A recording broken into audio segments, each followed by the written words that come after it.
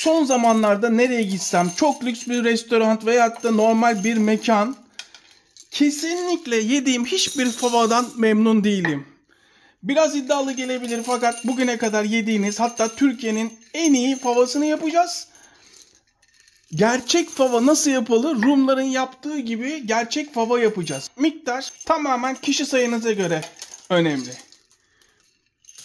3 bardak, hadi 4 bardak olsun. Videoyu izledikten sonra ne kadar miktarda sıvı kullanmanız gerektiğini, ne kadar bakla kullanmanız gerektiğini zaten siz bundan sonra bileceksiniz. Üstünü geçecek kadar oda sıcaklığında su. 2-3 parmak geçmesi benim için önemli. Üstüne bir tabak koyalım. Şişme olmasın. Baklalar mutlaka suyun altında kalsın. Geceden sabaha kadar kuru baklayı suyun altında bekletiyoruz.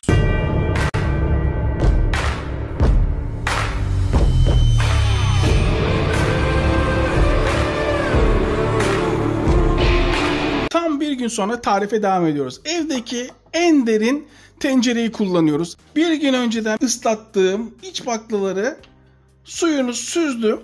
Tencerenin içine alıyorum. Bak buraya kadar anlaştık değil mi? Bir gün boyunca beklettim suyun içinde iç baklaları ve bir gün sonra tarife devam ediyorum. Gerçek fava tarifi yapıyoruz. Eski Rum ustaların yaptığı gibi. Kesinlikle sıcak su eklemiyoruz. Oda sıcaklığında su ekliyoruz. Ne kadar bakla kullanırsanız kullanın, baklaları 2,5 parmak kalınlığında geçmesi gerekiyor. Farkında mısınız? Size öğretildiği gibi kesinlikle soğan kesip soğanı kavurmadım. Gerçek fava yapıyoruz.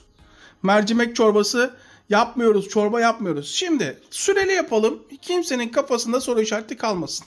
Artık bundan sonra süre yapacağız. Herkes evinde, iş yerlerindekiler de gönül rahatlığıyla en lezzetli favayı yapabilecek. 8. dakikada şöyle bir bakıyorum. Güçsüz baklaların yukarı doğru çıktığını görüyorum ve onları ayıklıyorum.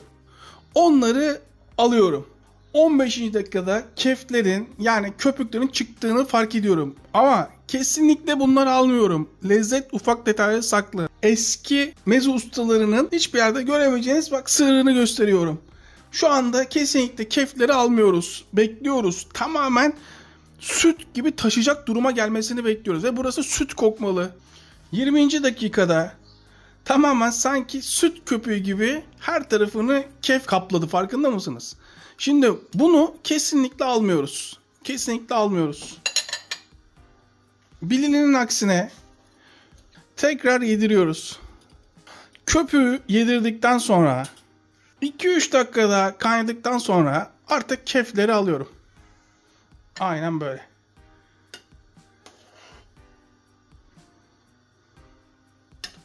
Köpüğünü alıyorum. Sıcak suya ihtiyacım olacak. Arka tarafta sıcak suyun yavaş yavaş ısınmasına izin veriyorum. Kullanacağız. 1 saat 20 dakikadır pişiyor. Bu arada aynı zamanda maç seyrediyorum. Ocağın başında beklemiyorum. Gidiyorum geliyorum. Suyun ne kadar çektiğini görüyor musunuz?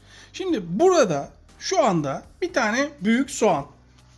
Büyük soğanı ilk önce ortadan 2'ye, sonra tekrar 2'ye, sonra tekrar 2'ye. Toplam 4'e bölüyorum. İsteyen bütün de atabilir. 4'e bölerseniz çok daha lezzetli olacağını, bütün soğanın lezzetin içine geçeceğini, daha çok pişeceğini görürsünüz. Esasında eskiden yani eski ustalar buna şeker katmıyordu. Fakat günümüzde damak tadı katıla katıla artık şekerli tada alıştığımız için biz de şeker katıyoruz ama gerçeğinde şeker yok. Şöyle 2 tatlı kaşığı yani 4-5 çay kaşığı kadar şeker, tuz, tamamen tuzda özgürsünüz. Ne kadar isterseniz ama 1 tatlı kaşığı tuz ekliyorum. Artık damak tadınıza göre ekleyebilirsiniz. Şekeri bile damak tadınıza ekleyebilirsiniz. Hatta göstermek için yapayım. Biraz daha ekliyorum. Azaltıp çoğaltmak size kalmış. Limon. Yalnız bir kez daha söylüyorum. Şeker eski orijinal tarifte yok. Şimdi işi bilen bir abimiz izler. Sonra beni eleştirmesin. Gerçi eskilerden kimse kalmadı. Normalinde şeker yok. Damak tadımız katıla katıla değiştiği için şekerliye alıştık. O yüzden katıyorum ben. Yarım limonun suyu. Arkada sıcak suyumuzu hazır tutalım demiştim, hatırlıyor musunuz? Hemen şöyle 2 parmak üstünü geçecek kadar, yani 2 santim falan kadar geçecek kadar su ilave ediyorum. Öyle 30 dakikada 40 dakikada pişirip fava olmaz. Tam 2 saat olduğunda artık zeytinyağını katıyorum. Zeytinyağı tam bu zamanda katmamız parlak olmasını sağlayacak. 1 çay bardağı zeytinyağı. Suyunun daha da çok çekmesini istiyorum. 2,5 saattir pişiyor. Ne kadar çektiğini biraz geriye aldırıp bakabilirsiniz. Artık blender etme zamanı geldi.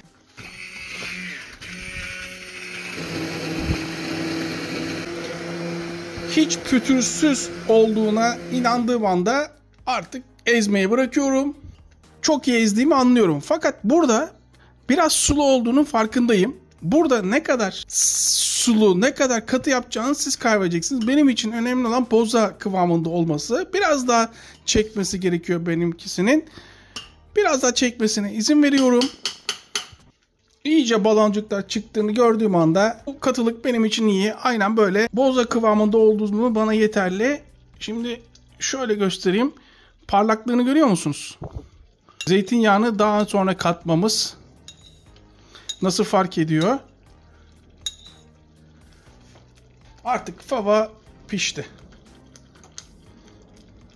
Bir tanesini tekmilli yapalım. Şimdiden malzemeyi hazırlayalım ki rahat ederiz. Normalde kırmızı soğan kullanmak gerekiyor. Fakat evdeyiz. Evde ne varsa onu kullanıyoruz. Biraz tuz. Evet. 2 dakikadır ovuyorum. Daha sonra biraz dereotu. İnce ince kes.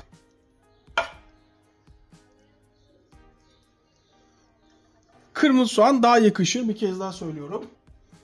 Ama evde ne varsa onu kullanıyoruz. Bunu yapmak zorunda değilsiniz. Tamamen isteğinize bağlı. Şöyle dibine dereotu. Bakın şimdi ip gibi akacak. Görüyor musunuz kıvamını? İşte bu. Bir tane de kalıp halinde çıkartacak şekilde yapalım. Dibine biraz zeytinyağı. Bu kalıp halinde çıkacak şekilde olsun diye ikincisini de şöyle yapıyorum.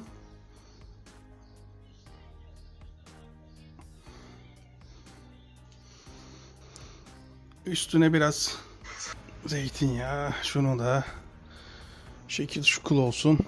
İşte bu. Şöyle 1 saat dışarıda bekledi. Artık dolaba. Bu da dolaba. Ne kadar beklerse o kadar lezzetlenecek. Tam 1 gün oldu.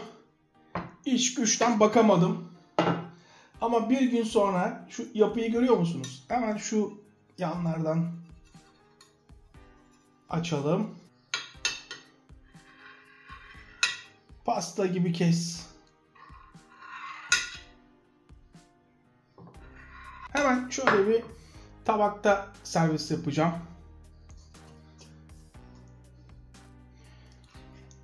Şimdi bunu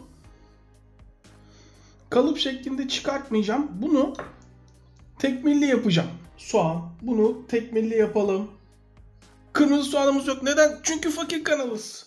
Zeytinyağımız da az kalmış. Artık olduğu kadar. Zeytinyağımız az kalmış. Neden? Çünkü fakir kanalız. Tekmilli isterseniz bu şekilde servis yapabilirsiniz. Tamamen nasıl istediğinize bağlı. Size kalmış. Bu hemen burada sırasını beklesin. İsterseniz bu şekilde servis yapabilirsiniz tekmilli. Ya da isterseniz, bu biraz zor ama bak, kalıp halinde oynuyor mu? Oynuyor.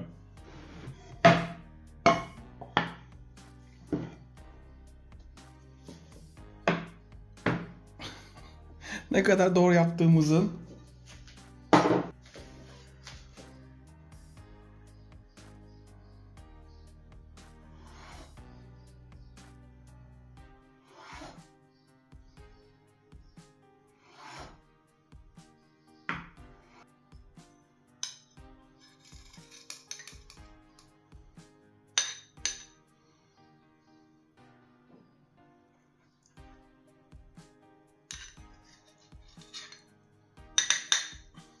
Evet, isterseniz de bu şekil biraz zeytinyağı, biraz dereotu.